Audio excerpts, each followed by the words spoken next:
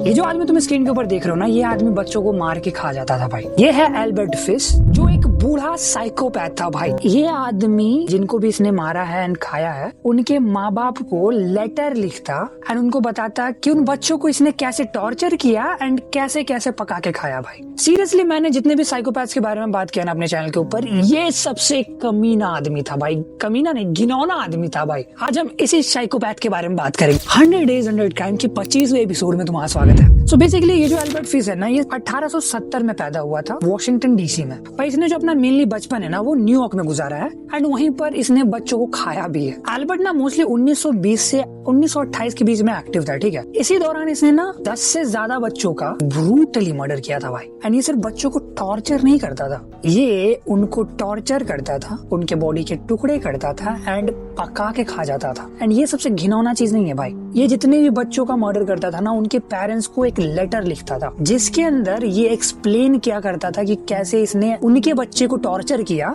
And किस तरीके से उसको पका के खाया है इसने। ग्रोस भाई, बहुत घिनौना आदमी था भाई ये।